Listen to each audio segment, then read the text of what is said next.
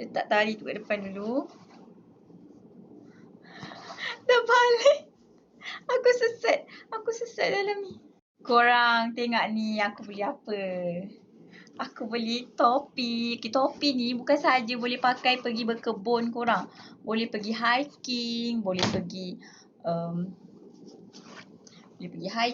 boleh pergi masuk hutan, kejadah lah. Okay, dia ada tali ikat macam ni. So that tak lari lah. Kita masukkan dulu. Kita masukkan macam ni.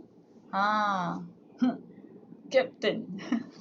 Okay, so kemaskan kat kepala korang. And then kat sini ada tali. Kalau tak nak topi ni bergerak-gerak kan, kau ikut je lah macam tu.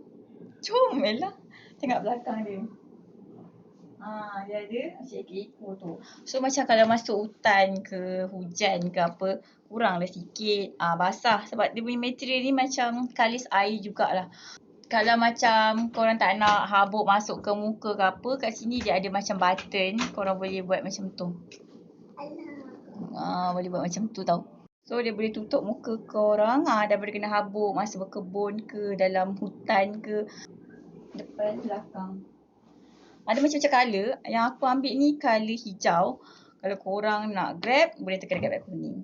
Kalau korang nak tengok macam mana aku pakai bila berkebun, korang tunggu part tu ataupun korang komen part tu.